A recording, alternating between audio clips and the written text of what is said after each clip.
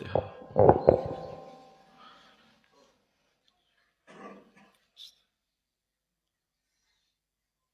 صلی اللہ درود خضری صلی اللہ علی حبیبہ محمد وآلہ وسلم۔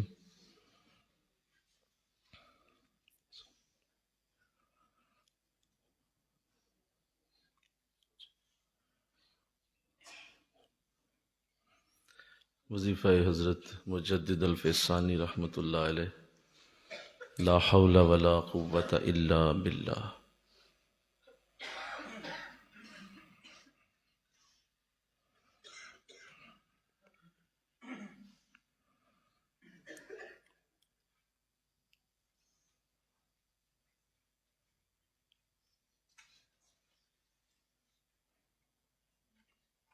العلی العظیم۔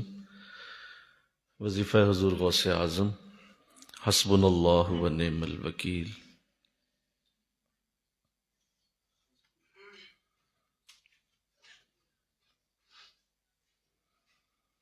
حسبنا اللہ و نعم الوکیل۔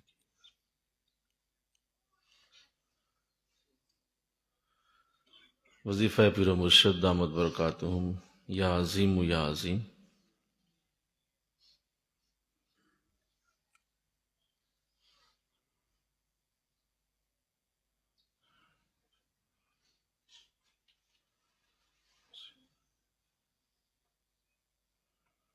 وظیفہ استغفار، استغفر اللہ ربی من کل ذنب و اتوب الیہ۔ استغفر اللہ۔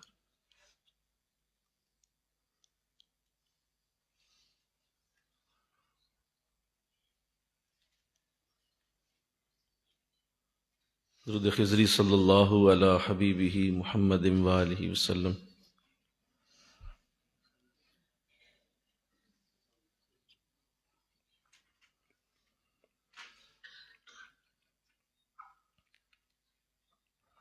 الفاتحہ۔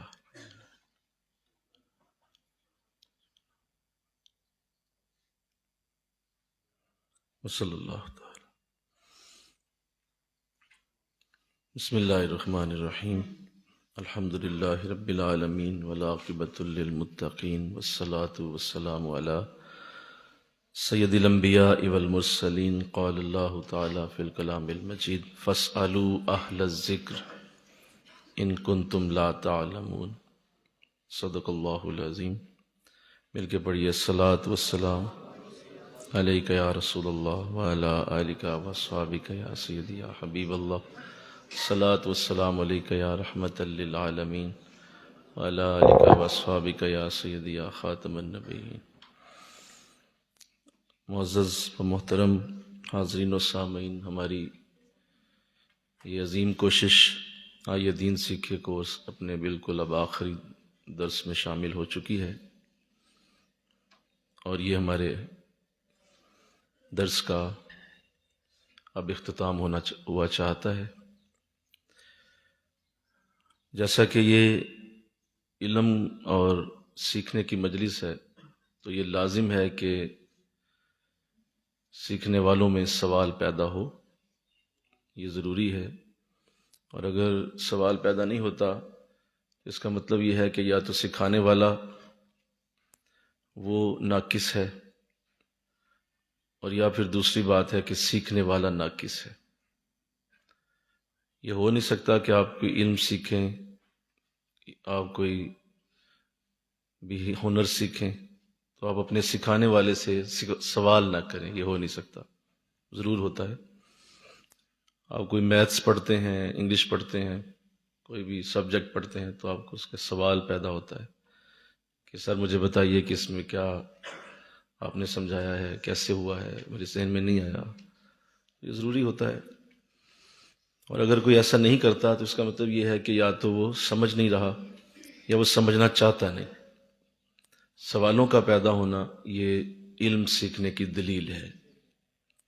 تو اس لیے ہم ضرور ایسا کرتے ہیں کہ اپنے اس کورس میں ایک پورا وقت، پورا 1 گھنٹہ صرف سوال و جواب کے لیے رکھا جاتا ہے، اور وہ اس لیے ضروری ہے کہ مجھے بھی اندازہ ہو جاتا ہے کہ جو میں سکھا رہا ہوں، جو میں آپ کو بتا رہا ہوں، وہ کس حد تک آپ کو سمجھ آ رہا ہے۔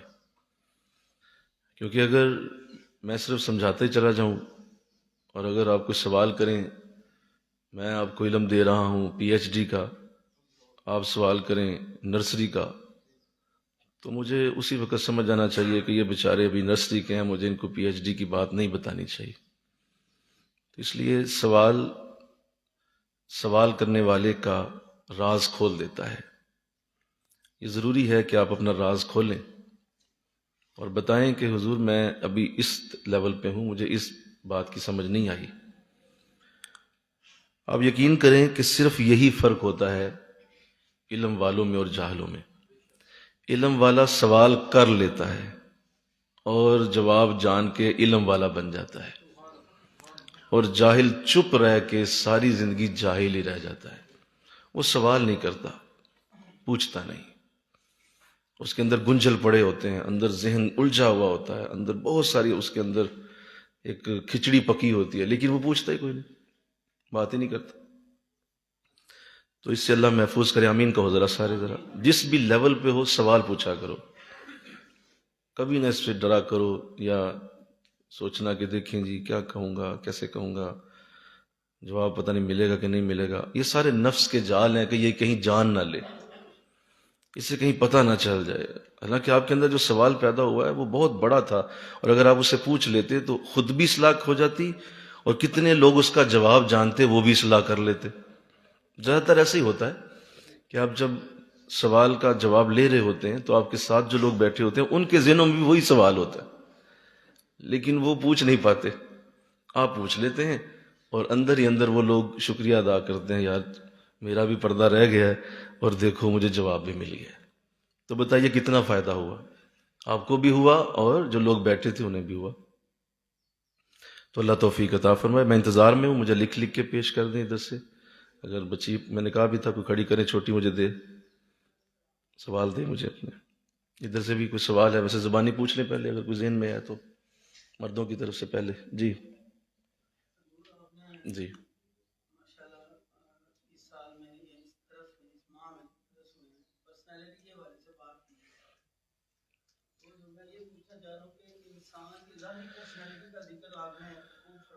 جی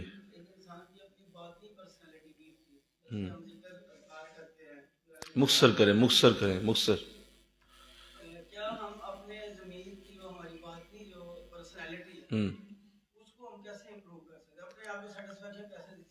بہت اچھا سوال کیا گیا۔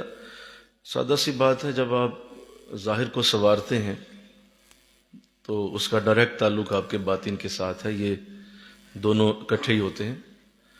اگر آپ ظاہر سنوارتے ہیں تو اس کا اثر آپ کے باطن پہ پڑتا ہے۔ مثلا آپ نے اچھے کپڑے پہن لیے، صاف ستھرا آپ نے لباس پہنا، تو خود ہی دل کرے گا یار نماز نہ پڑھ لوں جلدی سے، میں خود ہی جی چاہے گا کہ میں ذرا درود شریف نہ پڑھ لوں، کیونکہ آپ ظاہری طور پہ صاف ہو گئے ہیں۔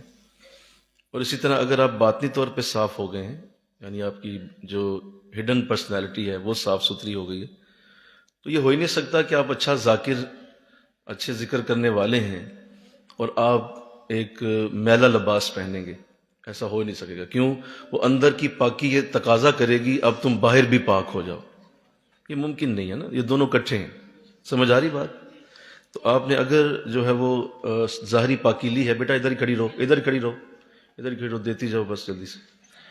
چھوٹا لکھیے، ایک جملہ لکھ کے بھیجیے، یہ لمبا سوال مشکل ہو جائے گا پڑھنا۔ یہ دیکھیں اتنا لمبا سوال میں پڑھوں گا تو مجھے کم از کم اس کے لیے کوئی مجھے 1-1.5 منٹ چاہیے۔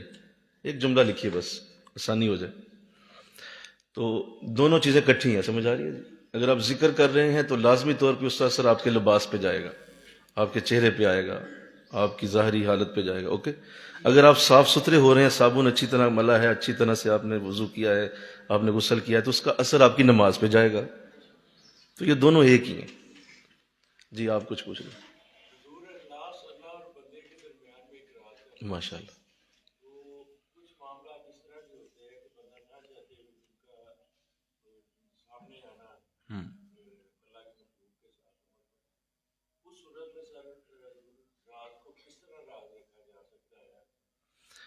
دیکھیں یہ آپ نے جو بات پوچھ لی ہے اس پہ تھوڑا سا تفصیلی جواب درکار ہوگا، میں سادہ لفظوں میں بتا دیتا ہوں۔ اخلاص آپ کو بس اتنا جان لیجئے، شو نہیں کرنا پڑتا یہ اللہ شو کروا دیتا ہے اور خود بتا دیتا ہے کہ میرے یہ بندے اخلاص والے ہیں، لہٰذا وہ راز یقیناً ہے آپ کے اور بندے اللہ کے درمیان، وہ راز ہے اخلاص، لیکن اللہ اپنی رحمت سے جب چاہتا ہے اس راز کو کھول بھی دیتا ہے کہ یہ میرا بندہ مخلص آدمی ہے، اس کے قریب جاؤ، حالانکہ آپ صرف چاہ رہے تھے کہ نہیں کسی کو پتہ نہ چلے، میرا اور میرا رب جانے، بس میں اخلاص سے کام کر رہا ہوں اور مجھے کسی کو دکھانے کی ضرورت نہیں ہے، اس کے باوجود اللہ اسے کھولے گا تاکہ میرے بندوں کو عزت ملے، میرے بندوں کو برتری ملے، بندے بڑے ہوں، اور یہ اللہ کا نظام اسی طرح ہے، وہ جب چاہتا ہے اخلاص والوں کو کھول دیتا ہے۔ اور کوئی سوال مردوں کی طرف سے؟ خواتین کی بیعت کے حوالے سے تھا کہ جو ہمیں بولا جاتا ہے کہ آپ کی شادی کے بعد آپ کا ہسبینڈ اجازت دے گا تو پھر آپ بیعت کر سکتے ہیں۔ یہ بہت اچھا سوال کیا گیا، ہر سال یہ سوال ہوتا ہے، یہ کوئی نئی بات نہیں ہے، ہر سال ہی ہم یہ سوال سنتے ہیں اور ہر سال ہی جواب دیتے ہیں اور ڈیٹیل سے دیتے ہیں، لیکن اگلے سال پھر ہو جاتا ہے۔ تو میں نے آپ کے سامنے قرآن سے آیت کریمہ پڑھی تھیں، آپ نے اسے سنا، سورہ ممتحنہ میں اللہ نے باقاعدہ حضور علیہ السلام کو اس میں انوالو کیا ہے اور آپ کو باقاعدہ حکم دیا گیا ہے کہ آپ نے یہ عمل کرنا ہے۔ اس سے یہ بات ثابت ہوئی کہ یہ باقاعدہ عورتوں کے لیے بڑا ضروری عمل ہے، کیونکہ یہ اگر سیکھیں گی، یہ اگر کسی اللہ والے کی تربیت میں رہیں گی، صوفیہ بنیں گی، تو ان کی اولادیں بھی صوفی بنیں گی اور ان کے گھر بھی صوفیاء کے گھر ہوں گے، ان کے گھروں میں بھی ذکر کی مجالس ہوں گی، اللہ اللہ ہوگی۔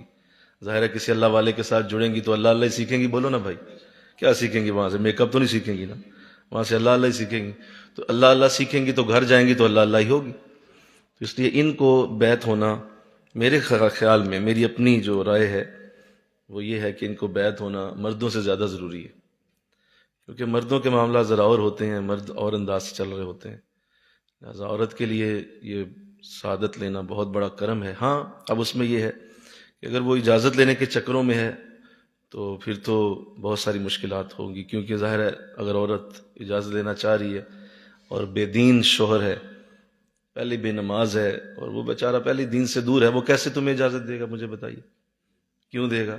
یا آپ سمجھتے ہیں اسے پتہ ہے یہ کیا ہے؟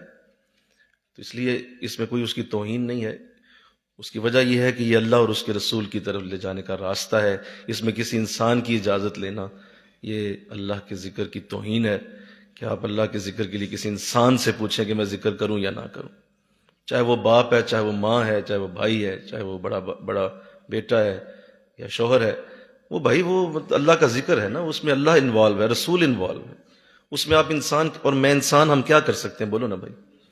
اس نے اپنی قبر میں جانا ہے، قبر میں سوال جواب ہونے ہیں، تو وہاں پوچھا جائے گا تم نے اللہ کا ذکر، مجھے شوہر نے منع کر دیا تھا، وہ کہہ رہا تھا نہیں نہیں یہ نہیں ہوتی، تو فرشتے لیں گے لاؤ نا اس کے شوہر کو بھی ادھر اور دونوں کو ذرا کٹھا پکڑو۔ اللہ کے ذکر کے لیے کسی انسان کی ضرورت کیسے ہو سکتی؟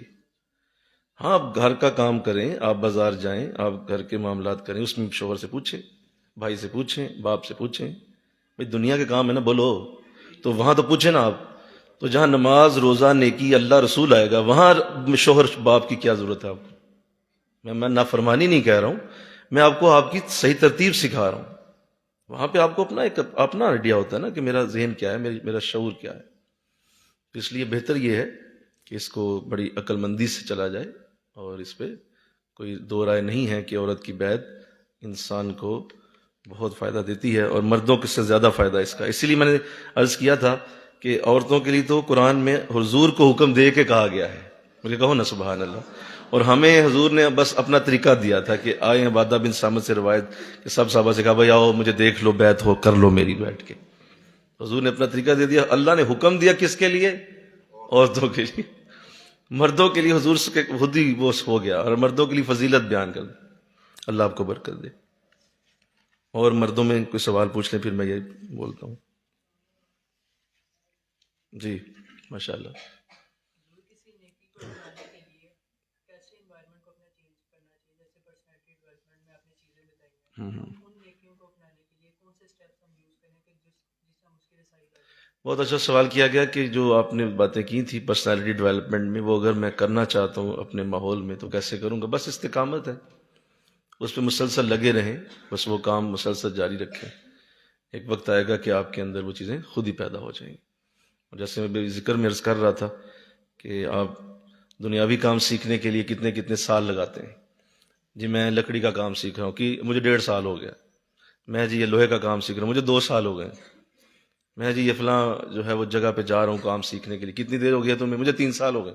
تو آپ دنیاوی کام کے لیے 3 سال لگائیں، اللہ کے ذکر کے لیے آپ 6 منٹ نہ دیں، اور آپ کہیں اللہ کا ذکر جو ہے وہ آپ 6 دنوں میں سیکھ جائیں گے، تو ایسا تو نہیں ہوتا نا. You have to be consistent.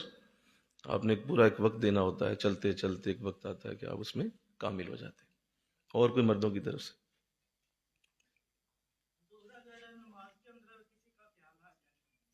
نماز کے اندر خیال آ جاتا ہے اور اسے وسوسہ کہتے ہیں. نماز کے اندر خیال آنا کوئی بری بات نہیں ہے، یہ وسوسہ ہی ہوتا ہے. وسوسہ کہتے ہیں کہ ایک شیطان ہے جس کی ڈیوٹی یہ ہے کہ وہ ہر وقت بندے کے دل میں اپنی تھوتنی ڈال کے اس کے اندر خیال ڈالتا رہتا ہے. تو یہ نماز میں آ جاتے ہیں، اس میں کوئی حرج والی بات نہیں ہے. بلکہ بزرگوں نے تو یہ لکھا کہ جتنا بڑا وسوسہ اتنا ہی بڑا ایمان. بولو کیا کہا میں نے؟ ہاں، اتنا بڑا ایمان والا آدمی ہے کیونکہ اس کا وسوسہ بہت بڑا آیا اسے.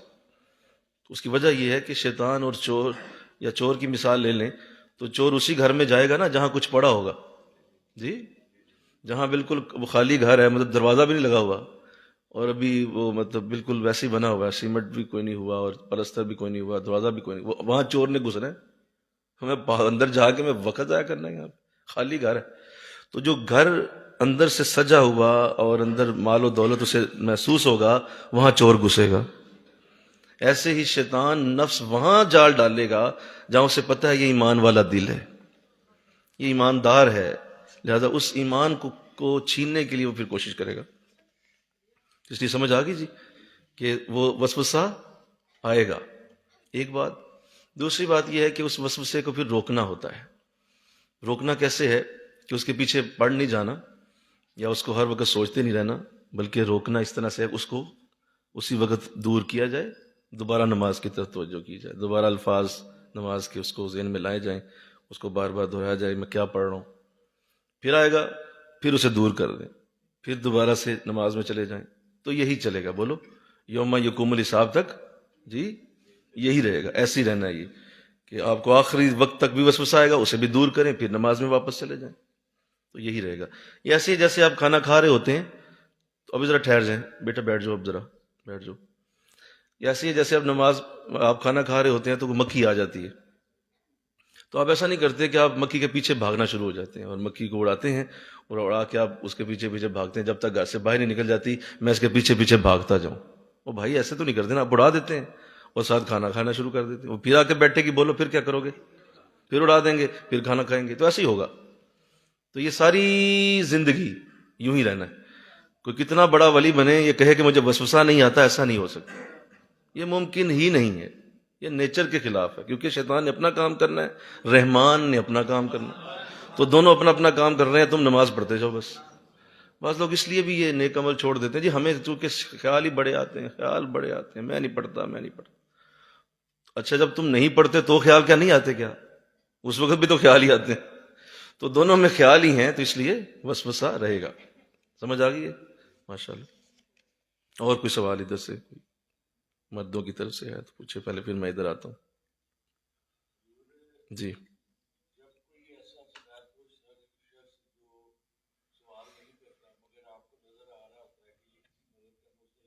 جی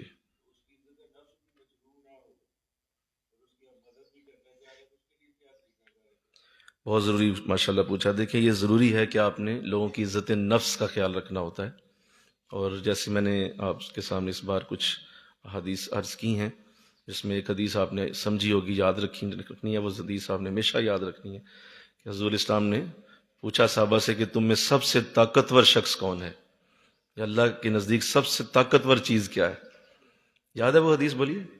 تو آخر میں آپ نے یہی فرمایا وہ شخص جس کو اللہ یہ توفیق دے دے کہ اس کے دائیں ہاتھ سے صدقہ ہو تو بائیں کو خبر بھی نہ ہو.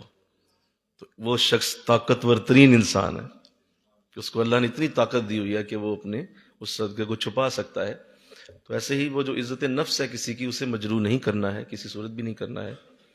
آپ ضرور اسے دیں، تحفہ دیں، آپ اسے زکوٰۃ دیں جو بھی مستحق ہے. ظاہر ہے غریب آدمی ہے، پریشان حال ہے، دکھی ہے، تو آپ اسے یہ بالکل نہ بتائیں، یہ منع کیا گیا ہے کہ یہ زکوٰۃ ہے، بالکل نہیں بتانا. یہ صورتحال بہت ہی خراب ہوتی ہے، اور ایسے شخص کی جو پھر اس کا ذہن جیسے ڈسٹرب ہوتا ہے کہ میں یار زکوٰۃ لے رہا ہوں، حالانکہ اسے پتہ ہے وہ زکوٰۃ کا مستحق ہے، لیکن کوئی بھی یہ چاہے گا نہیں کہ اسے زکوٰۃ ملے. بولو، تو اس لیے کبھی نہیں اسے بتانا، آپ نے اسے ہمیشہ چھپانا ہے، اور اس کو تحفہ کہہ کے، پیار محبت کہہ کے اسے دے دینا ہے، اور کبھی یہ ظاہر بھی نہیں کرنا کہ میں نے زکوٰۃ دی تھی. یہی بہترین طریقہ ہوتا ہے، اور اللہ اسی پہ ہم سب کو توفیق دے. جی سوال پوچھیں. آپ نے سوسائٹی ڈیولپمنٹ میں آپ نے ایک لیکچر ارشاد فرمایا تھا جس میں آپ نے فرمایا کہ تمہیں سے بہتر وہ ہے جو لوگوں کو نفع پہنچاتا ہے. جی اس میں آپ نے حدیث میں بیان فرمایا کہ کسی کی مدد کرنا، اس طرح کی چیزیں آپ نے بیان کی. جی جی لیکن اگر کوئی ایسا شخص ہے کہ جو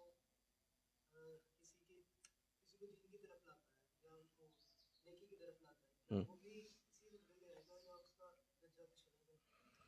جس کو دین کی طرف بلانے کی توفیق ملتی ہے وہ نفع پہنچانے کے حوالے سے آپ نے فرمایا کہ لوگوں کے لیے آسانیاں پیدا کرنا. دیکھیے یہ تو سب سے بڑا نفع ہے. مطلب آپ نے اگر کسی کو جنت کی طرف راستہ دیا ہے اور جہنم سے بچا لیا ہے تو اس سے بڑی کیا نفع کی بات ہوگی. مطلب آپ کسی کے لیے نلکا لگا دیتے ہیں، آپ مخلوق کے لیے ہسپتال بنا دیتے ہیں، آپ بہت اچھا کوئی جو ہے وہ نیکی کا راستہ لوگوں کے لیے کھولتے ہیں اور لوگوں کو آسانی ہوتی ہے، تو سب سے بڑی آسانی تو انہیں جنت میں لے جانے کی ہے نا. بولو، سب سے بڑا تو یہ عمل ہے نا کہ آپ اسے جنت کی طرف لے جا رہے ہیں. تو اگر کسی نے ایسا کیا ہے تو وہ تو نفع میں سب سے بلند انسان، کہ وہ لوگوں کو نیکی کا راستہ اس طرح دکھا رہا ہے کہ اللہ کی رحمت سے اس کے ساتھ لوگ جنت کی طرف جا رہے ہیں. تو اللہ توفیق دے. یہ تو سب سے بڑی نفع کی بات ہے، اس سے بڑی کوئی نفع کی بات نہیں ہو سکتی. جی مجھے اب اجازت دیں، ذرا میں ادھر پڑھ لوں. پوچھا گیا ہے کہ حضور علیہ السلام کی زیارت نصیبوں کی بات ہے یا پھر حضور سے کامل محبت ہو تو پھر ہی زیارت ہوتی ہے. بہت خوبصورت سوال کیا گیا. دیکھیے آقا دو جہاں کی زیارت کا معاملہ جو ہے اس میں ایک اصول یاد رکھ لیں، وہ جسے چاہیں جمال اپنا دکھا دے. بس یہ جملہ یاد رکھیں. میں نے کیا بولا؟ یہ کوئی اصول نہیں ہے. ٹھیک ہے آپ دروشی پڑھیں، آپ کتنی آپ عبادت کریں، آپ بڑی محبت کریں حضور سے، رج کے کریں، کرتے جائیں، ہمیشہ کریں، لیکن وہ جسے چاہیں جمال اپنا دکھا دیں. یہ کوئی ان کے ہاں ایسا نہیں ہے. وہ کسی چیز کو نہیں دیکھتے. جب وہ دکھانے پہ آئیں گے تو انہوں نے آپ کا کوئی عمل نہیں دیکھنا، اور وہ آپ کو خود بھی مل جائیں گے، سینے سے بھی لگا لیں گے، پیار بھی کریں گے. اور اگر وہ نہیں آ رہے، آپ کو اس طرح سے زیارت نہیں ہو رہی، تو یہ مت بھولیں کہ حضور جب نہیں آ رہے نا تو اصل میں وہ کسی خاص وقت کا انتظار کر رہے ہیں کہ جہاں اس کا وہ نقطہ عروج پہنچے وہاں میں زیارت کرواؤں اسے. تو اس لیے بد دل ہو جانا، یہ سوچنا کہ دیکھیں اتنی دیر سے صاحب سے کہہ رہا ہوں مجھے تو نہیں ہوئی، فلاں کو ہو گئی، فلاں کو ہو گئی، مجھے تو نہیں ہوئی. او بھائی یہ نہیں ہوتا. یہ اللہ کے رسول کا انداز ایسا نہیں ہے کہ آپ، وہ تو آپ کے دلوں کی باتوں کو بھی خوب جانتے ہیں، اور اس قدر وہ قریب ہیں کہ اللہ نے اپنا ذکر کیا تو یہ فرمایا کہ حبل الورید، میں تمہاری حبل الورید سے بھی قریب ہوں، تمہاری شاہ رگ سے قریب ہوں. لیکن جب حضور کے لیے کہا تو فرمایا تمہاری جانوں سے بھی زیادہ قریب ہیں. یہ لو حضور کے لیے بولیے جانوں سے بھی قریب ہیں، اور اپنے لیے میں شاہ رگ سے قریب ہوں. تو بتائیے جو جانوں سے بھی قریب ہے تمہیں زیارت کا کیا. اللہ اکبر. مجھے یاد ہے میرے قبلہ عالم اللہ ساری رحمتیں ہمارے شیخ پہ نازل فرمائے، آپ نے ایک بات بڑی اچھی کی تھی، بڑی تسلی ہوئی اس سے. تو کسی ساتھی نے پوچھ لیا کہ حضور بڑی دیر سے مجھے زیارت نہیں ہوتی، اور میں بڑی کوشش کر رہا ہوں، دعا بھی کرتا ہوں، بلکہ میں نے درود ناریہ بھی پڑھے ہیں، درود ناریہ بھی اسی نیت سے پڑھے ہیں کہ زیارت ہو، لیکن حضور نہیں ہو رہی. میرے حضرت نے کمال جواب دیا. آپ نے ساتھ میں بیٹا بات سنیں. ایک تو بات یہ ذہن نشین کریں کہ حضور بڑے اختیار والے ہیں، آپ بڑے با اختیار ہیں، اور آپ کا اختیار بہت بڑا ہے. مطلب جو شخص قرآن کی آیات کو جیسے چاہے بدل لے، اللہ کے حکموں کو جیسے چاہے بدل لے، تو بتائیے وہ کیسا اختیار والا ہوگا. وہ چاہے تو، بلکہ ایک صحابی ایسے بھی آئے تھے بولیے کہ ان کے پاس حضور، جب وہ حضور کی خدمت میں حاضر ہوئے تو انہوں نے کہا حضور مجھ سے 5 نمازیں نہیں پڑھی جائیں گی، میں نہیں پڑھ پاؤں گا. تو میں سیدھی بات کر رہا ہوں، مجھ سے نہیں ہونی 5 نمازیں. تو آپ نے فرمایا اچھا تجھ سے نہیں ہوں گی؟ پکی بات ہے. کہا نہیں ہوں گی حضور. میں اچھا صرف تیرے لیے 3 نمازیں ہیں بس، پڑھا کر. تو اس کو حضور نے 3 نمازیں دے دی. مل کے کہو نا سبحان اللہ. تو وہ کر سکتا ہے؟ یہ اختیار ہے حضور کا. بہت بڑے با اختیار رسول ہیں آپ. تو ایک تو تم نے یہ کہا کہ وہ زیارت نہیں ہو رہی، تو یہ نہ سمجھنا کہ حضور کی شاید کچھ ایسا معاملہ بنا ہوا ہے، تیرے گناہ انہیں روک رہے ہیں. استغفر اللہ. نہیں سمجھ آئی بات؟ کہ تیری شاید اس حد تک تو نہیں جا رہا، تو وہ رکے ہوئے ہیں تیری وجہ سے. یہ غلطی نہ ذہن میں رکھنا، وہ تیری وجہ سے نہیں رکے ہوئے، کسی خاص حکمت سے وہ زیارت نہیں ابھی کرا. ایک تو یہ بات سمجھ آئی. دوسری بات انہوں نے اس سے بھی اچھی کر دی. فرمایا کہ یہ جو آپ آتے ہیں جاتے ہیں، یہ جو آپ بیٹھتے ہیں اٹھتے ہیں اور یہ دین کی محبت میں میرے ساتھ ساتھ چل رہے ہیں، آپ کے ہاتھ پاؤں جسم، آپ کا چہرہ، آپ کے کپڑے، آپ کے گھر کے انداز، یہ سارے حضور جیسے بنے ہوئے ہیں. تو حضور تو تیرے اندر شامل ہو چکے ہیں، تو زیارت کروا رہا ہے. ہاں تو زیارت کو رو رہا، تیرے اندر شامل ہو چکے ہیں، تیرے بازوؤں میں ہیں وہ. او ہو تیرے جسم کے اندر شامل ہو گئے ہیں، تو زیارت کی روتا ہے یار تو. او ہو ایسے دل ٹھنڈا ہو گیا. اس لیے جب آپ وہ کام کر رہے ہیں جو حضور کرتے تھے تو اسی زیارت کہتے ہیں. جی بھئی ایک شخص کو زیارت ہو گئی ہے، نماز وہ ایک نہیں پڑھتا، تو کیا کریں؟ وہ تو حضور نے کرم کیا نا. بولو وہ تو آقا نے کرم کیا، زیارت ہو گئی، لیکن وہ برکت کہاں ہے جو حضور کی ہے؟ اگر وہ آپ کے اندر ہے اور آپ کا اس چہرہ، آپ کے جسم، آپ کے حالات، ہاتھ پاؤں، وہ وہی کام کر رہے ہیں جو حضور کرتے تھے، تو یہی زیارت ہے جو تو اندر ہے نا. یار تیرے اندر وسدا. میں کہوں نا سبحان اللہ. تینوں ہے وہیں پہ.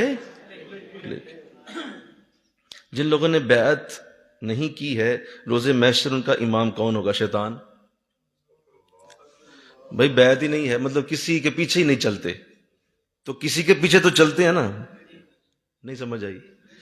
تو بھئی انسان کیسے ہو سکتا ہے کسی کے پیچھے نہ چلے؟ اس کا ذہن یا لیفٹ ہے بولو یا رائٹ ہے، سینٹر میں وہ چل ہی نہیں سکتا. انسان کے ذہن کو، شعور کو بنایا ہی ایسے گیا ہے، یا یہ رائٹ چلے گا یا یہ لیفٹ چلے گا. اگر رائٹ جائے گا تو اللہ والوں کے پیچھے جائے گا، رسولوں کے پیچھے جائے گا، نیکوں کے پیچھے جائے گا. اور اگر ان کے پیچھے نہیں ہے تو کیا درمیان میں ہے؟ بولو نہیں، لیفٹ ہے. لیفٹ کے کون ہے؟ لیفٹ شیطان، نفس. اس لیے امام وہاں شیطان ہی ہوگا. سارے شیطانوں کے چیلے ان کے پیچھے ہوں گے. یہ سارے کافر کس کے پیچھے کھڑے ہوں گے؟ بولو شیطان. شیطان ان کے آگے ہوگا. اور اسی طرح جو نہیں کوئی بھی امام اپنا بناتا، وہ میرا بڑا سخت جملہ ہے، اللہ کرے مجھے آپ معاف کر دیں اس پہ، بلکہ میں نے نہیں کہا، یہ تو بزرگوں نے کہا ہوا. جس کا کوئی شیخ نہیں اس کا شیخ شیطان، اور اس کا شیطان ہی ہے. اب اس کو بڑی تکلیف ہوگی یہ سن کے، اوئے ہوئے اندر سے درد اٹھے گی، یہ کیسے ہو سکتا ہے؟ دیکھیں اتنی بڑی میری بےزتی کر دی. اچھا میرا شیطان ہے تو مان تو برا جتنا مرضی مان، جو ہے وہ ہے. بولو نا بھائی، تو جتنا مرضی برا مان اس کو. بھائی جو چیز ٹھیک ہے وہ ٹھیک ہے. نہیں دیکھیں اتنی بےزتی کر دی میری، مجھے شیطان کے پیچھے کہہ دیا. تو پھر لگ جا کسی اللہ والے کے پیچھے، تم مان جا. تو بھی نہیں مانتا تو ہم بھی نہیں مانیں گے. بولو نا بھائی، اگر تو نہیں مانتا تو ہم کیوں مان جائیں؟ تو اگر ڈھیٹ ہے، اگر تو غلط ہو کے، جھوٹا ہو کے اتنا پکا ہے، تو ہم سچے ہو کے پکے کیوں نہیں ہو سکتے؟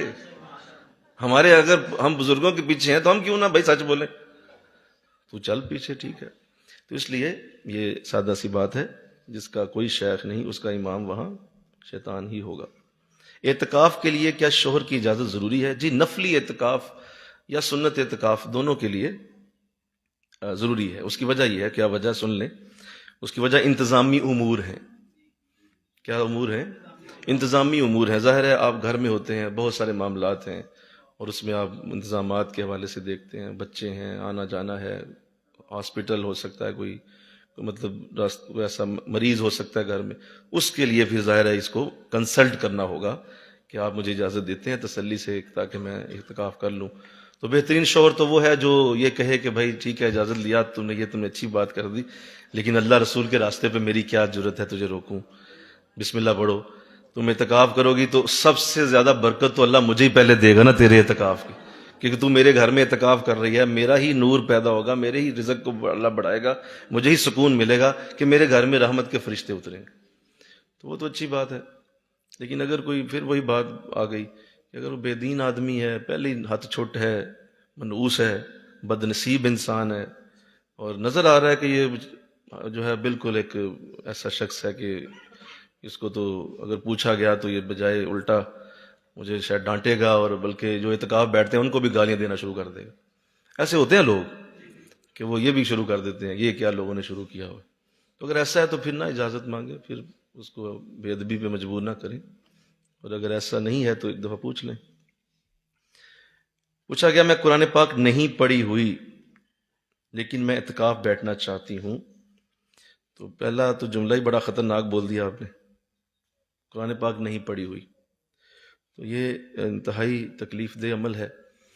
اگر کوئی ایسا شخص ہے زندگی میں جس نے اپنی زندگی کا 70 سال 60 سال 50 سال ایسے گزار دیے قرآن کے بغیر، قرآن گریبان پکڑ لے گا اس کا۔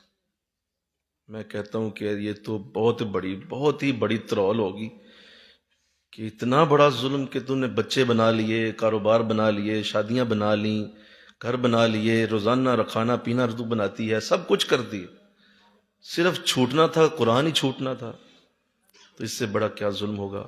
بہت بڑا یہ جملہ ہے، تو اللہ اسے توفیق دے دے۔ آمین کہو ذرا سارے، ان کے لیے دعا کرو یار، جی دعا کرو ان کے لیے، بہت بڑا جملہ کہ میں قرآن، جی ہاں جی میں ابھی عرض کرتا ہوں۔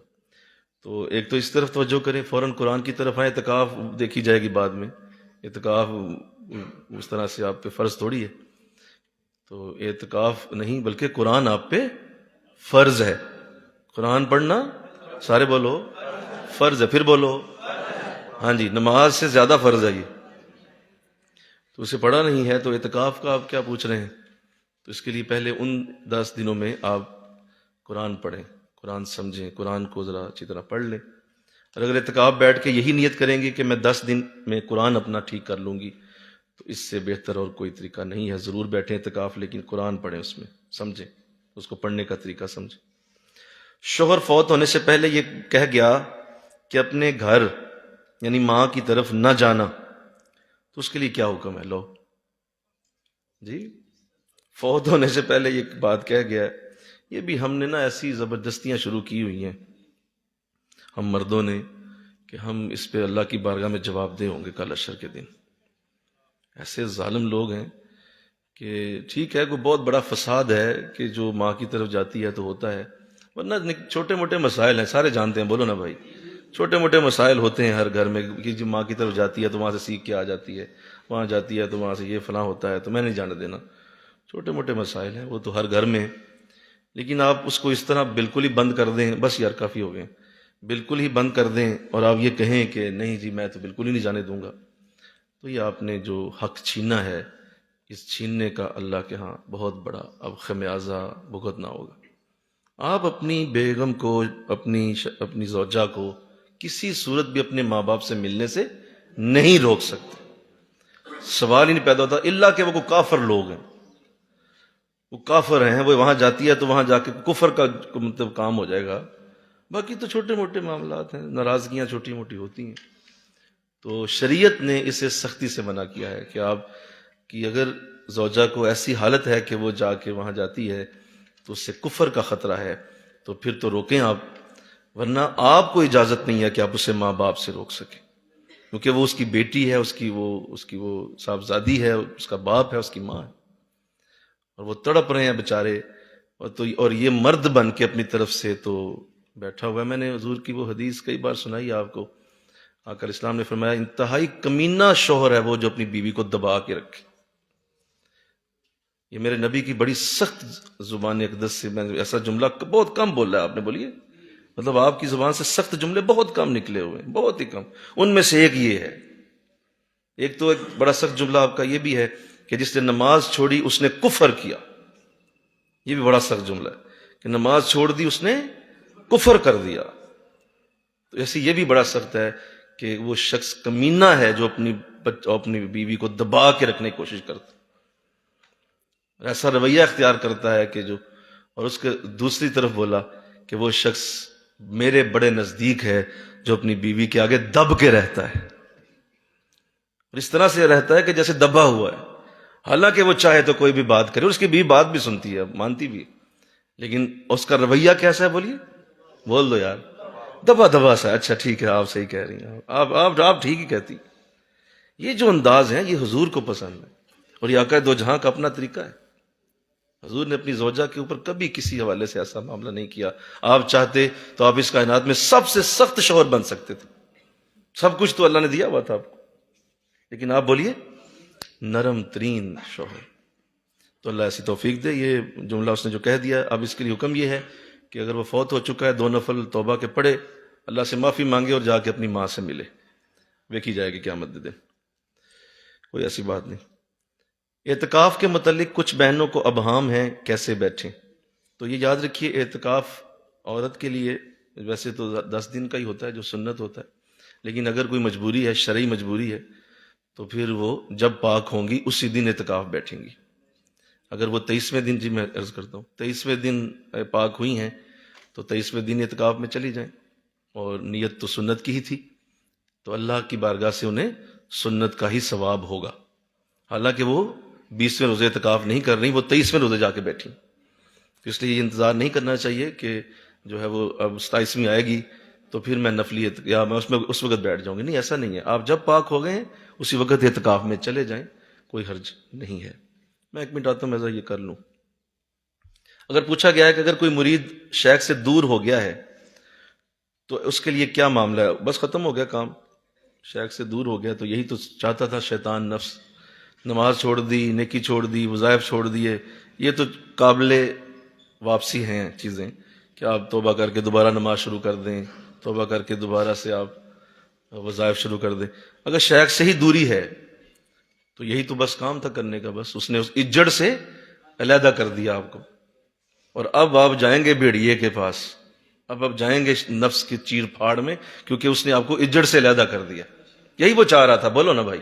اندر تھے تو بچے ہوئے تھے, تو اب تو کچھ نہیں ہو سکتا. اگر وہ چلا گیا ہے تو اب کوئی حل نہیں. اور خواب میں بار بار جسم روح سے نکلی ہے اور پھر واپس آئی ہے, تو اس سے کیا مراد ہے؟ یہ آخرت کی طرف اشارہ ہے. آپ اپنی آخرت کو بہتر کریں, اللہ اس کی طرف اشارہ فرما رہا ہے. انسان کو اپنی ذات کے لیے بہترین دعا کیا مانگنی چاہیے؟ سب سے بہترین دعا انسان کو جو قرآن میں اللہ نے اپنے رسول کی طرف سے دی, حضور کو بھی حکم دیا گیا کہ آپ یہی کہا کریں, ربنا آتنا فی الدنیا حسنہ وفی الآخرۃ حسنہ وقنا عذاب النار. یہ حضور کو باقاعدہ اللہ نے سکھائی کہ آپ یہ دعا کریں. اور دوسری دعا حضور نے جو کو سکھائی گئی وہ ربی زدنی علما. تو یہ بہترین دعائیں ہیں, بڑی اعلیٰ دعائیں. اس میں سب کچھ ہی آ جاتا ہے, آخرت بھی آ گئی, دنیا بھی آ گئی, علم بھی آ گیا, شعور بھی آ گیا. تو یہ 2 دعائیں بڑی اعلیٰ ہیں, انہیں مانگنا چاہیے. پوچھا گیا کسی بھی پیر یا مرشد کی بیعت کے لیے کیا چیزیں ضروری ہیں جن کو دیکھ کر بیعت کیا جائے؟ وہ میں نے بڑا تفصیل سے آپ کو پوائنٹس بتا دیے تھے, 6-7. وہ پلیز اسے دیکھ لیں. وہ جو شیخ کے اوصاف ہیں وہ ہونے چاہیے, ضرور ہونے چاہیے. شادی کے لیے اسلامی نقطہ نظر سے لڑکے اور لڑکی میں کیا چیزیں ضروری ہیں؟ تو یہ ضروری ہے کہ جو اسلامی نقطہ نظر ہے اس میں تو بس یہی ہے کہ خدارہ ذات برادریوں سے باہر نکلیں. انشاءاللہ تو کہہ دے ذرا, یہ ٹلا ٹلا گایا آپ نے, ویسے نہیں نکلنا آپ نے. ویسے یہ سب سے پہلے ہے, اسلامی نقطہ نظر میں ذات برادری سے باہر نکلیں اور اس کو اپنی بیڑیاں بنانا چھوڑ دیں, اپنے آپ کو اس سے دور رکھیں, اور اس سے جو نقصان معاشرے کو ہو چکا ہے وہ ناقابل بیان ہے. اللہ اس سے محفوظ کرے, آمین کہو. باقی جو چیزیں اب پتہ ہیں آپ کو کہ نیک ہونی چاہیے. مرد کے لیے یہ ہے کہ اس کو اگر عورت کی طرف سے شادی کا انداز ہے تو صرف ایک چیز دیکھے کہ وہ رزق حلال کماتا ہے یا نہیں.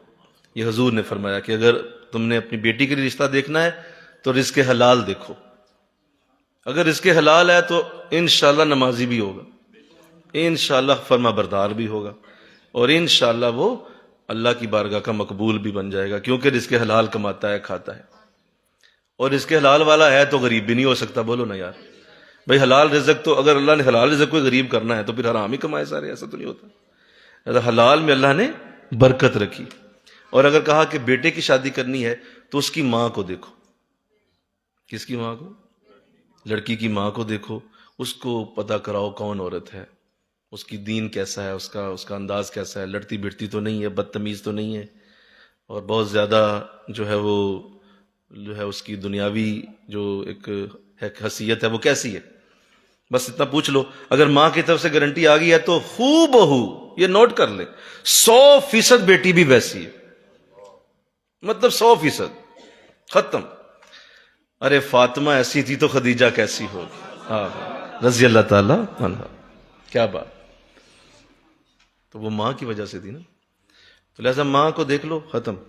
جب امام کے پیچھے کھڑے ہیں, اتحیات پوری نہیں کی ہے مگر امام سلام پھیر دیا ہے, تو ساتھ آپ بھی کھڑے ہیں, تو کیا کریں؟ دیکھیے امام نے اگر سلام پھیر دیا ہے, اتحیات پوری نہیں کی ہے, تو کوئی حرج نہیں ہے, آپ امام کے ساتھ اسلام پھیر دیں, کیونکہ امام کی اتحیات ہو رہی ہے, آپ کی نہیں ہو رہی. امام کے پیچھے چلیں, آپ جو امام کر رہا ہے اسی طرح کریں. پوچھا گیا ہر وقت شیخ کا خیال رہتا ہے خیالوں میں, اور دیجیے مجھے, یہ ختم ہو گئے. ہر وقت شیخ کا خیال سوچوں میں رہتا ہے, خوابوں میں رہتا ہے, اور ایسا ہے تو اس کی کیا علامت ہے؟ یہ شیخ میں فنا کی علامت ہے, بہت اچھی علامت ہے کہ شیخ کا خیال اس طرح رہنا, ہر وقت ان کی یاد رہنا, ان کا خیال دل میں چلنا, یہ بہت ہی اچھی علامت ہے, یہ بڑی برکت کی بات ہے. اگر ایسا ہو رہا ہے آپ کے ساتھ, سلامت رہیں. حضور کی شفاعت سب کے لیے ہے کیا؟ کافروں کے لیے بھی ہے, اور نسبت والوں کا کیا معاملہ ہوگا؟ آقا اسلام کی شفاعت جو ہے وہ ارشاد نے خود آپ نے ارشاد فرمایا ہوا ہے کہ شفاعتی لکبائر امتی, میری شفاعت امت کے کبیرہ گناہ گاروں کے لیے ہوگی. تو حضور نے جتنے بڑے بڑے جو گناہ گار ہیں وہ اپنے دامن میں لیے ہوئے ہیں. ٹھیک ہے نا, بڑی ایسی ہو کہ آپ کی جو کہ شفاعت کا انداز بہت بڑا ہے, تو آپ نے فرمایا میری شفاعت کے لیے میں کبیرہ گناہ گاروں کو چنوں گا کہ وہ میری شفاعت کے حقدار ہوں گے. تو حضور کا یہ بھی ارشاد. اور پھر کافروں کے لیے تو خیر حضور اسلام ویسی بڑی نعمت ہے, آپ کی جو رحمت ہے وہ کافروں کے لیے بھی ہے. تو حشر کے دن بھی اللہ ایسا فرمائے گا, خود اللہ بھی کافروں پہ بڑا رحم کر دے گا اس دن, اللہ چاہے گا تو کرے گا, کوئی حرج نہیں ہے. نسبت والوں کا معاملہ تو ہے بڑا ہی اعلیٰ ہے, ان کے لیے تو شیخ ہی کافی ہوں گے, اور وہ تو شیخ کی طرف سے ہی برکت لے جائیں گے. آگے جانا, صحابہ تک پہنچنا, پھر حضور تک جانا تو بہت بڑی بات. بھائی وہ تو شیخ کے ساتھ ہی ہوں گے نا. اچھا شیخ کون سا اکیلا ہوگا؟ وہ اپنے شیخ کے ساتھ ہوگا, بولیے نا. تو یہ چین ہے نا, ایک چین لگی ہوگی, ایک پوری چین ہوگی. یا تو یہ ہاتھوں میں ہاتھ جو دیا وہ کیا ہے؟ ایک چین ہے. تو وہ اگلا شیخ کس کے ساتھ ہوگا؟ بولو, وہ اپنے شیخ کے ساتھ ہوگا. تو اس طرح وہ تو نسبت والے ہیں, وہ تو سیدھے جائیں گے, ان کے لیے تو کوئی دوسری رائے نہیں ہے. اللہ انہیں برکت دے گا, ضرور دے گا. پوچھا کہ گھر میں تصویریں لگانی چاہیے تو کیا اس میں حکم ہوگا؟ گھر میں تصویر جو ہے وہ بس یہ ہے کہ اگر تو یادگیری سی ہوتی ہے, کوئی اچھا منظر ہے تو آپ نے لگایا ہوا ہے, مثلا جیسے کوئی آپ کعبہ شریف کے ساتھ کھڑے تھے تو کعبہ شریف کی تصویر ہے, ساتھ آپ بھی ہیں تو آپ نے لگائی ہوئی ہے, ٹھیک ہے, کوئی اچھی بات. اسی طرح کوئی والدہ صاحبہ کے ساتھ تصویریں بولو فوت ہو گئی ہیں تو والدہ صاحبہ کے ساتھ بھی ہے تو چلو لگا لی ہے. بھائی بہن ہیں آپس میں کٹھے کھڑے ہیں ایک پکچر میں, بولو سارے, جو کہ یادگیری سی ہے, دیکھتا ہے انسان تو خوش ہوتا ہے, چلو کبھی ہم کٹھے بیٹھا کرتے تھے, آج جدا ہو گئے ہیں, کوئی کہیں چلا گیا, یہ بچوں کی تصویر لگی ہوئی. تو یہ اس میں کوئی حرج بولو نہیں ہوتا, یہ ایک یادگیری سی ہوتی. ہاں یہ ہے کہ جہاں آپ سجدہ کریں گے, نماز پڑھیں گے, اس میں سامنے نہ ہو, اس کو سامنے نہ لگائیں, لیفٹ رائٹ پیچھے لگی ہو, کوئی حرج نہیں ہوتی. اور یہ کہنا کہ جہاں تصویر ہوتی ہے وہاں کتا نہیں آتا, مطلب وہاں رحمت کا فرشتہ نہیں آتا, جہاں تصویر لگی ہو وہاں رحمت کے فرشتے نہیں آتے. تو آپ کے گھر میں ہر وقت نوٹ پڑے ہوئے ہیں, بولو نا یار, تو پھر تو رحمت کا فرشتہ کسی جگہ نہیں آتا, وہ تو اوپر ہی رہتا ہوگا آسمانوں پہ. بھئی ہر گھر میں نوٹ تو ہے نا, تو نوٹ پہ کیا ہوتا ہے؟ سارے بولو تصویر ہوتی. تو کہتے جی رحمت کا, بھائی اس سے یہ تصویر مراد نہیں ہے, اس سے مراد وہ تصویر ہے جو عبادت کی نیت سے کافر بنایا کرتے تھے دیواروں, ایون انہوں نے کعبہ کی دیواروں پہ تصویریں بنائی ہوئی تھی, کعبہ کے اندر دیواروں پہ تصویریں اپنے بتوں کی. تو وہ اس کو دیکھا کرتے تھے کہ یہ ہمارے بت کی تصویر ہے, اپنے گھروں میں بھی وہ بنا لیا کرتے تھے دیواروں پہ, تو وہ منع ہے, اسے منع کیا گیا. یہ تصویریں ہوتی ہیں یہ تو آپ کی یادگیری ہوتی ہیں بس. ہاں کوئی بری نہ ہو, مطلب گندی تصویر ہے, کوئی بری تصویر ہے, بولو وہ منع ہوگی, وہ کہیں بھی ہوگی منع ہوگی. باقی یہ جو تصویریں ہیں یہ تو آپ کے گھر کے لیے. اچھا سمجھ آ گئی میری بات. میت کی تصویر گھر میں یا موبائل میں, جی بالکل کوئی حرج نہیں ہے. بعض لوگ تصویر کھینچ لیتے ہیں, والدہ صاحبہ وصال کر گئی ہیں تو ان کا جنازہ پڑا ہوا ہے تو تصویر, حالانکہ اس کی ضرورت نہیں ہے, لیکن چلو کسی نے کھینچ لی تصویر, والدہ کے چہرے کی لے لی, بھائی کی لے لی, اور والد کے چہرے کی تصویر لے لی, تو اس میں کوئی حرج نہیں. یہ تو ایک یادگیری کے طور پہ ہوتا ہے, ایسا ہو سکتا ہے, کوئی حرج نہیں ہے. اعتکاف کے لیے کیا حکم ہے، اس میں کیا پڑھنا چاہیے، اس میں ہمارا پورا ایک بنا ہوا ہے، وہ ہم سے لے لیجئے گا، ہاں بروشر بنا ہوا ہے، وہ آپ کو ہم پہنچا دیں گے۔ لوگ دور حاضر میں اسلام کی فنی پوسٹ بنا رہے ہیں، کیا حکم ہے ان کے لیے؟ جی ظاہر ہے یہ ایک بڑا ہی کبھی قسم کا عمل ہے کہ آپ اسلام کو اس طرح سے جو ہے وہ پیش کریں اور داڑھی شریف کا مذاق اڑائیں اور مولویوں کے بنا کے وہ خاکے بولو، دیکھا ہوگا آپ نے فیس بک وغیرہ پہ، تو یہ غلط چیز ہے، اس سے اللہ محفوظ کرے، اسلام کی تحقیر نہ کی جائے، اور اگر کوئی ایسا کر رہا ہے تو ظاہر ہے یہ ایک بہت ہی بری چیز ہے۔ اگر کوئی مرید شیخ سے دور ہے لیکن خواب میں روز ان کی زیارت ہوتی ہے، تو جیسے پاس رہنے والوں کی جیسے آپ تربیت کر رہے ہیں تو کیسے ویسے بھی ہماری ہوگی، جی بالکل، اس میں کوئی شک نہیں ہے، یہ اصل میں محبت کا معنی، دوری سے مراد یہ نہیں ہے کہ اگر وہ محبت چھوڑ کے دور ہو گیا تو پھر تو گیا کام سے، لیکن اگر محبت سے ہی ہے لیکن رہتا دور ہے، جیسے حضرت سیدنا ویس کرنی رضی اللہ تعالیٰ عنہ یمن میں تھے، تو یمن کہاں اور مدینہ کہاں، بہت دور ہے، لیکن اتنا قریب ہیں کہ حضور کی زیارت کا شرف بھی حاصل ہے اور حضور کے انداز بھی جانتے ہیں، تو اس سے کوئی حرج نہیں ہے، جہاں بھی ہوں گے اگر محبت ہے تو تربیت ویسے ہی ہو رہی ہے جیسے قریب بیٹھے لوگوں کی ہوتی ہے، یہ اسی طرح ہے، اس پہ کوئی دو رائے نہیں ہے، تسلی رکھیں، جہاں بھی ہیں آپ محبت سے رہیں، اللہ آپ کو ضرور نوازے گا۔ اگر کسی کو دین کی طرف لانا ہے تو کیا بہترین اسٹریٹجی ہونی چاہیے؟ بہت اچھا سوال کیا گیا۔ بہترین اسٹریٹجی یہ ہے کہ اپنے آپ کو بدل لیں، بس اپنے کردار کو دکھائیں، اپنی لک اینڈ فیل سے اسے دین کی طرف لائیں اور اپنے آپ کو اسے دکھا دیں، دیکھو یار میں بھی دین پہ ہوں۔ آپ اس کو معمولی نہ سمجھیں، یہ وقت آئے گا کہ وہ شخص کتنا ہی دین سے دور ہو، اگر وہ آپ کی پرسنالٹی میں دین دیکھے گا تو ضرور دین کی طرف لوٹ آئے گا۔ دیکھیں ایک جملہ میں نے رات بھی ماشاءاللہ ہمارا فالیہ میں ایک نیا مرکز اللہ نے افتتاح کرنے کی توفیق دی، وہاں میں حاضر تھا، وہاں میں نے یہی عرض کیا، میں نے عرض کیا کہ اگر آپ سے دیا نہیں جل رہا تو اس کا مطلب آپ خود بھی دیا نہیں ہیں، جی، اور اگر آپ سے خوشبو نہیں پھیل رہی تو آپ خود بھی گلاب نہیں ہیں، یہ مان لیں، یہ اچھی طرح یہ غلط فہمی نکال لیں۔ اگر آپ سے روشنی آگے نہیں جا رہی تو آپ روشنی نہیں ہیں، آپ اندھیرا ہیں، اور اگر آپ سے لوگوں کو نیکی کی تعلیم آگے نہیں جا رہی، آپ کے ساتھ لوگوں کو اٹیچ نہیں کر پا رہے، آپ کوئی ایک بندہ بھی نیکی کی طرف نہیں لا پا رہے، تو اس کا مطلب آپ خود بھی نیک بولو یار، یہ مان لیں، اس کو اچھی طرح مان کے چلیں تاکہ اچھی طرح اصلاح ہو اپنی، کہ یار میں خود ابھی مطلب اس کا مطلب میرے پاس پلے شاید کوئی نہیں، اتنے لوگ ہیں کسی کو لا نہیں سکا آج تک، اس لیے باتوں سے کچھ نہیں ہوتا، یہ اللہ اپنے کرم سے کردار کی بلندی سے عطا فرماتا ہے، جو حضور نے کیا، آپ نے 40 برس بولیے کردار پیش، تو اسی سے لوگ اسلام کی طرف آئے تھے، باقی جو قرآن ہے وہ تو 40 سال بعد اترا ہے، اور نماز روزے کا حکم بعد میں آیا۔ زیادہ لوگ پوچھتے ہیں اسلام سادہ مذہب ہے اور طریقت کو کہہ کے آپ نے اسے مشکل کہہ دیا ہے، تو اس کا کیا جواب ہوگا؟ بہت اچھا سوال کیا گیا۔ بھئی طریقت تو اور آسان کر دیتی ہے آپ کو، آپ کہہ رہے ہیں مشکل کر دیا، بھئی طریقت سے تو آپ کی نماز اور آسان ہو گئی اور بہتر ہو گئی ہے نا، بولو، تو آپ اسے کہہ رہے ہیں مشکل کر دیا۔ مشکل کیسے کر دیا؟ آپ کو سمجھا رہے ہیں کہ اس کو کرنے کا طریقہ سیکھ لیں، آپ کی نماز 2 نفل آپ پڑھیں گے تو 100 رکعت سے بہتر ہوگی، تو آسانی کر دی کہ مشکل کر دی؟ بھئی 2 رکعت پڑھے ہیں اور اس کا نور 100 رکعت سے بڑھ گیا، تو وہ تو آسان کر دیا نا آپ کے لیے۔ 100 رکعت پڑھتے تو آپ کا جسم تھک جاتا، آپ کا مطلب پسینہ چھوٹ جاتا، وضو اتنی دیر رہ سکتا 100 رکعت، تو 2 رکعت پڑھی ہے لیکن نور 100 رکعت والا آیا ہے، تو آپ کے لیے تو آسانی کر دیا ہم نے، طریقت نے تو آپ کی زندگی آسان کر دی، یہ غلط ہے۔ پوچھا گیا کہ یتیم کے سر پہ ہاتھ رکھنا بہت بڑا عمل ہے، کوئی اور ہے سوال؟ جی ختم ہو گئے، بس ادھر سے کوئی اور ہے؟ بچیوں کی طرف سے تو پوچھ لو۔ یتیم کے سر پہ ہاتھ رکھنا بہت بڑا عمل ہے، لیکن بدلے میں بندہ ناکام رہتا ہے، یعنی وہ ریاکشن غلط ہو جاتا ہے، تو اس کا حل کیا ہوگا؟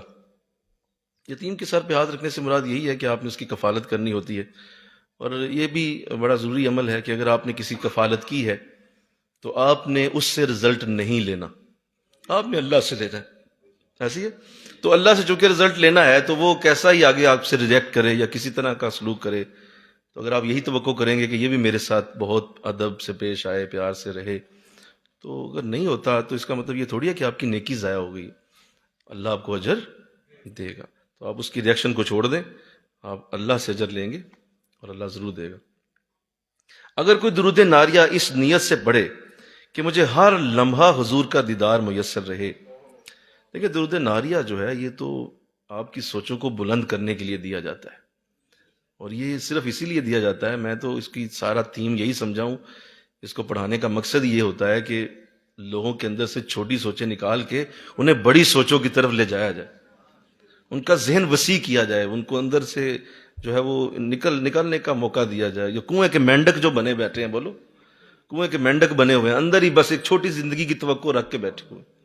درود ناریہ بتاتا ہے انہیں کہ نہیں، باہر سمندر موجود، ادھر جاؤ، سمندر میں جاؤ ذرا، اس طرف رجحان کا وہ ذہن دیتا ہے. اور درود ناریہ کا اصل تھیم ہی یہ ہے. تو اگر کوئی ایسی دعا کر رہا ہے کہ مجھے ہر لمحہ حضور کا دیدار میسر رہے، تو مجھے کہنا چاہیے کہ تمہارا ذہن ایسا ہے کہ اللہ تمہیں مبارک کرے، تم نے اتنی بڑی دعا مانگ لی ہے کہ ہر لمحے حضور کا دیدار ہوتا رہے. میں اس پہ کیا عرض کروں سوائے یہ کہ یہ مبارکباد کے مستحق ہیں ایسے ذہن، ایسی سوچیں کہ جو اتنا بڑا سوچ لیتی ہیں اور ڈرتی نہیں ہے ذرا بھی کہ اب ہر لمحے حضور کا دیدار اللہ معاف فرمائے. بھائی حد ہوگی، کہاں کہاں انسان ہوتا ہے بھائی. آپ واش روم میں بھی تو ہیں نا، آپ اور بھی تو جگہوں پہ جاتے ہیں، بہت سارے، ہر لمحے حضور کا دیدار مانگ لیا. تو لیکن یہ سوچ کی ایک بلندی ہے، اس میں اللہ خوش ہوتا ہے، رسول خوش ہوتا ہے کہ میری طرف ایک شخص نے ایسا رجحان کیا، کہتا ہے میں ہر لمحے ہی آپ کا دیدار کرنا چاہتا ہوں. تو اللہ مبارک کرے، یہ بہت اچھا ہے، ایسا کرنا چاہیے، ایسی سوچ لانی چاہیے. پوچھا گیا کہ اعتکاف میں شوہر سے بات چیت کر سکتے ہیں لوگ؟ اعتکاف میں شوہر سے بات چیت نہیں کرنی تو کس سے کرنی ہے آپ نے؟ بھائی جس سے بھی چاہیں کر سکتے ہیں، کوئی حرج نہیں. باپ سے، بھائی سے، ماں سے، شیخ سے فون پہ رابطہ کر سکتے ہیں کہ بھائی ہمیں یہ مسئلہ بتا دیں، یہ قرآن کی آیت بتا دیں، میں پڑھنا چاہ رہا ہوں یا پڑھنا چاہ رہی ہوں. اس سے کوئی حرج نہیں ہوتا. یہ جو ہم نے مشہور کر دیا ہے اعتکاف کو، کہ خواتین کا اعتکاف اتنا مشکل کر دیا گیا ہے کہ اس کو اس طرح سے بنا دیا گیا ہے کہ کمرے میں جائے گی، قید ہو جائے گی، کسی سے بات نہیں کرے گی کوئی، اور 10 دن کسی کو منہ نہیں دکھانا. تو یہ ایک جیل کی طرح کا تصور دیا جاتا ہے، جو کہ بالکل غلط ہے. اعتکاف ایسا نہیں ہوتا. تسلی سے بیٹھیں، بس اس کمرے سے باہر نہیں جانا آپ نے، اگر کوئی شرعی ضرورت نہیں ہے. باقی آپ کے پاس آپ کی والدہ کے بیٹھے، بھائی بیٹھے، شوہر اندر آ جائے، کچھ وقت کے لیے بیٹھ کے باتیں کریں، چلے جائیں، کوئی حرج نہیں ہے. ملیں آپ سے آ کے، آپ بات کریں. بلکہ ایک بچی مجھے بتانے لگی کہ میں نے اعتکاف کیا تھا تو مجھے کسی نے کہہ دیا کہ تم نے کس سے بات نہیں کرنی، تو میں نے پھر وہ پرچیاں لکھ کے نیچے میں بیٹھتی رہتی تھی دروازے سے نیچے، پرچیاں لکھ کے. تو وہ ساری رات پرچیاں بھیجتی رہتی، کوئی سنتا ہی نہیں تھا. صبح پرچیاں پڑھتے تھے سارے، تو اتنی دیر میں اندر فوت ہو جاتی تھی. تو بھائی یہ ایسے نہیں ہے اعتکاف. آپ دروازہ کھٹکا دیں یا باہر سے نکل کے آواز دے لیں، آواز دے دیں، کھولیں دروازہ، امی جی، ابو جی، بات کر لیں. آپ اتنا مشکل کر دیا اعتکاف کو کہ لوگوں نے ویسے پہلے لوگ بے دین ہے، بولو نا یار جی، پہلے ہی بے دینی انتہا پہ پہنچی ہوئی ہے، اور اوپر سے اعتکاف اتنا مشکل کر دیا. اعتکاف ایسا تو نہیں. آپ جائیں حرم میں، انشاءاللہ لاکھوں لوگ وہاں اعتکاف کر رہے ہیں. ایسے ہی بولیے، عورتیں بھی کر رہے ہیں، مرد بھی کر رہے ہیں، بے شمار اعتکاف. اس لیے سب سے باتیں ہو سکتی ہیں، کوئی حرج نہیں. تراویح کی نماز کچھ خواتین 8 یا 12 پڑھتی ہیں. اس پہ میں نے بڑی ڈیٹیل سے بات کر دی ہوئی ہے کہ تراویح کی نماز پورے 20 رکعت ہے، اور یہ 20 ہی رہے گی. آپ چاہے 8 پڑھیں یا 12 پڑھیں، یہ 20 نہیں، 20 سے کم نہیں ہونی کبھی بھی. یہ تو آپ کے لیے 12 10 ہو سکتی ہے، اللہ کے رسول کے لیے یہ 20 ہی ہے، اور 20 ہی رہے گی. آپ نے 20 ہی پڑھنی ہے تو یہ ادا ہونی ہے، ورنہ یہ نہیں ہونی. اور اس کا ثواب بھی جاتا رہے گا. وہ جو 12 پڑھی ہیں وہ بھی صفر ہو گئیں. گھر میں سارے ایک ہی حضرت کے مرید ہیں، لیکن والدین بات کو ویسی اہمیت نہیں دیتے. بیٹے تو یہ کہتے ہیں کہ حضرت صاحب نہیں کہا ہے، ماں باپ کی بات نہ سنیں، اپنی بیوی بچوں پر دھیان دیں، تو کیا حکم ہوگا؟ بڑا ہم سوال کیا گیا. لیکن سادہ سی بات ہے کہ آقا علیہ السلام نے جو ارشاد فرمایا، تیرے 3 باپ ہیں. کتنے باپ ہیں؟ یہ حدیث سنیں. 3 باپ ہیں. پہلا وہ ہے جس کی وجہ سے تو جنم لیتا ہے، تو نے ظاہر تیری پیدائش ہوئی، اور وہ تیرا باپ ہے. ظاہر اللہ نے اسے رتبہ دیا، تیرا والد ہے. دوسرا وہ ہے جس نے تجھے اپنی بیٹی، جس کے ساتھ تیری شادی ہوئی ہے، جس بیٹی کے ساتھ، جس کی وہ بیٹی ہے، وہ بھی تیرا باپ ہے، یعنی تیرا سسر. اسے بھی حضور نے کیا کہا؟ باپ کہا. تو فرمایا یہ تیرا دوسرا باپ ہے کہ ظاہر ہے اس نے اپنی بیٹی تجھے دے دی ہے اور بہت بڑا اپنا جگر کا ٹکڑا تیرے حوالے کر دیا ہے، تو ظاہر ہے یہ بھی تیرا باپ ہے، اس کی عزت بھی باپ جیسی. اور فرمایا تیسرا وہ ہے جس نے تجھے اللہ اللہ کرنا سکھایا، جس نے تجھے اللہ کی طرف راغب کر دیا اور تجھے دین کا علم دیا، تجھے قرآن سکھایا یا نیکی کی تعلیم دے دی، تو وہ تمہارا استاد ہے. تو یہ استاد یا بیٹ یا وہ تمہارا والد ہے. تو یہ 3 والدین ہیں. بولو. تو صحابہ نے پوچھا حضور اب آپ نے تینوں بتا دیا، اب ہمارے ذہن میں تو سوال آیا ہے، اور سوال یہ ہے کہ کون سا باپ بہتر ہے؟ کیا تینوں ایک جیسے ہیں؟ کیا تینوں ایک ہی درجے کے ہیں؟ کیا تینوں ایک ہی؟ صحابہ نے پوچھا نا، بولو، کہ کیا تینوں ایک ہی درجے پہ ہوں گے، ہم سب کی عزت ایک جیسی کریں، یا ان میں سے کوئی بڑا بھی ہے؟ تو حضور نے فرمایا ہاں صحابہ، تیسرے باپ کی عزت دونوں باپوں سے زیادہ ہے. تو حضور نے تخصیص کر دی تیسرے باپ کی. یہ آپ کی حدیث میں موجود ہے. اب اس سے مراد یہ نہ لی جائے کہ وہ تیسرا باپ اتنا عام ہو جائے کہ آپ پہلے والدین کو بالکل نظر انداز کر کے اور یہ کہیں جی اب میں نے حضرت صاحب کے ہی در انور پہ رہنا ہے، میں نے وہاں جا کے جھاڑو دینا ہے، میں نے وہاں جا کے ہی برتن دھونے ہیں، اور آپ کا کام یہ میں نہیں کر سکتا، کیوں مجھے تیسرے باپ کی عزت زیادہ کرنی ہے؟ تو آپ جاہل آدمی ہے بھائی. وہ جو تیسرا باپ ہے وہ تجھے یہ سکھائے گا کہ اس پہلے باپ کی عزت کتنی کرنی. وہاں سے تمہیں یہ سیکھنے کو ملے گا کہ اس پہلے باپ کی عزت کیا ہے. وہاں جاؤ.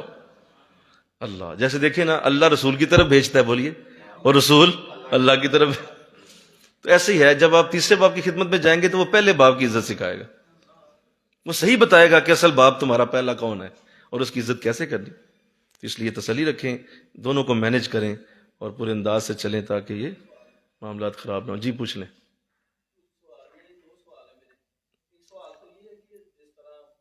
بس آخری بات. جی جی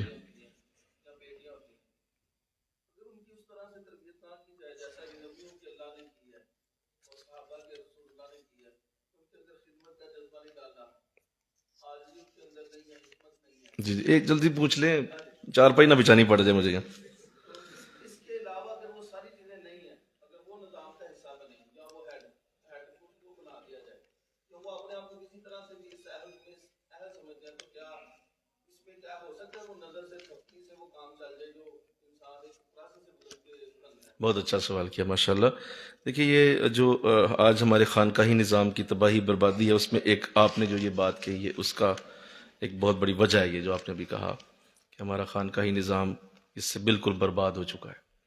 کہ آپ نے ایک بالکل غیر تربیت یافتہ شخص ہے، چاہے وہ کسی پیر کا بیٹا ہے یا کوئی بھی ہے، ایون مجھے کہنے دیں سادات میں سے، آقا دو جہاں کی آل میں سے، لیکن اس سے تربیت نہیں لی ہوئی اور وہ تربیت سے نہیں گزرا، اس پروسیس سے نہیں گزرا، اور آپ نے اسے مسند دے دی ہے. تو اس سے اب جو فساد ہوگا آپ سوچ نہیں سکتے. کیونکہ غیر تربیت، آپ دیکھیں حکمران دیکھ لیں اس وقت ہمارے جو غیر تربیت یافتہ ہیں، پورے ملک کا کیا اشر کر دیا انہوں نے. اتنا خوبصورت ملک، اتنا اعلیٰ ملک، حضور کے درودوں والا ملک، ولیوں والا ملک، اتنی چیریٹی دینے والا ملک، اتنی صدقہ و خیرات کرنے والا ملک. ابھی کل میرے بیٹے نے کتنی اچھی بات کہی کہ اگر ہم صرف 1 روپیہ بھی روز دے دیں ہر بندہ تو 32 کروڑ تو ایک دن میں اکٹھا ہو جانا ہے.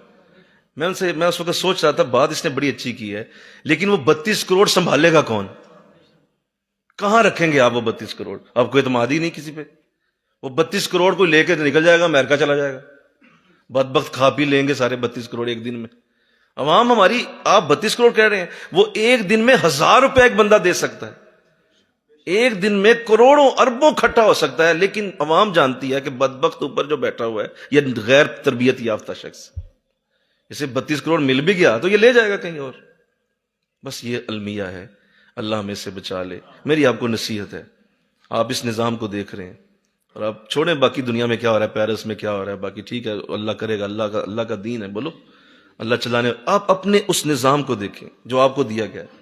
آپ نے کسی غیر تربیت یافتہ کو اس کے اوپر نہیں آنے دینا انشاءاللہ. یہ وعدہ کرتے ہیں آپ؟ ذرا ہاتھ کھڑا کریں نا. نہیں آنے دینا اس کو اوپر. اس کے خلاف آپ نے خود دیوار کھڑی کر دینی ہے. جی آپ کس پروسیس سے آ رہے ہیں، کون ہیں آپ؟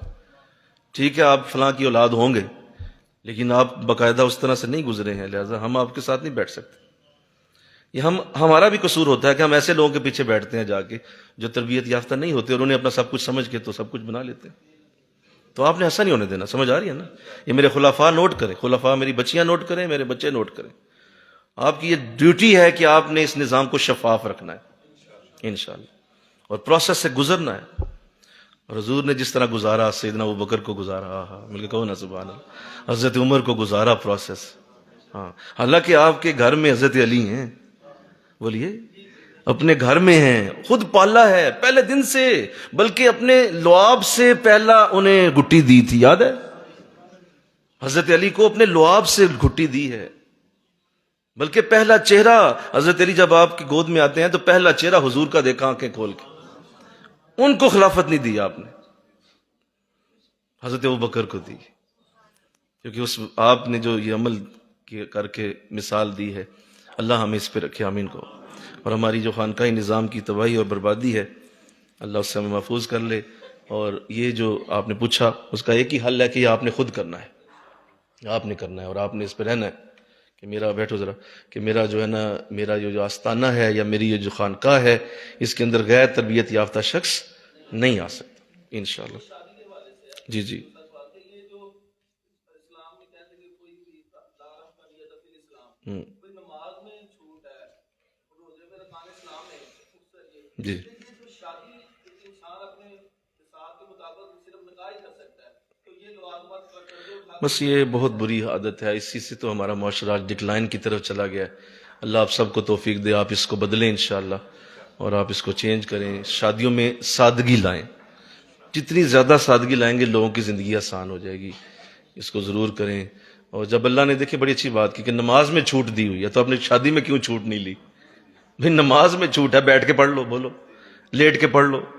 روزہ ہے تو کوئی بات نہیں، مسافر ہو تو چھوڑ دو، حج تم پہ فرضی نہیں ہے اگر تمہارے پاس پیسے نہیں. تو اللہ نے ہر جگہ اتنی بڑی بڑی باتوں میں چھوٹ دے دی ہے، تم شادی میں کیوں چھوٹ نہیں لیتے؟ مجھے سمجھ نہیں آتی یار، کس طرح سمجھائیں. تو اللہ توفیق دے آپ کو. آپ نے، میری بچیوں نے اس پہ سٹیپ لینا ہے، اپنے گھر میں خود یہ بات کرنی ہے کہ مجھے سادہ شادی چاہیے، اور آپ اس کی برکتیں دیکھیں گے انشاءاللہ. اللہ آپ کو توفیق دے. کیا ہم اپنے لیے کلمہ پڑھ کے رکھ سکتے ہیں؟ جی بالکل رکھیں، 1.25 لاکھ بار پڑھ لیں. قرآن پاک نہیں پڑھے ہوئے، یہ میں نے عرض کیا ہے. اگر کسی نے بیعت ہونا ہے تو ہاں جی انشاءاللہ سنڈے کو ہماری بچیاں جنہوں نے بیعت ہونا ہے وہاں انشاءاللہ حاضری دیں سنڈے کے وقت. 100 کے اٹھنے کے بعد کیا عشاء کی نماز ہو جاتی ہے؟ جی عشاء کی نماز صبح فجر کی اذان تک اس کا وقت ہوتا ہے، وہ ہو جاتی ہے.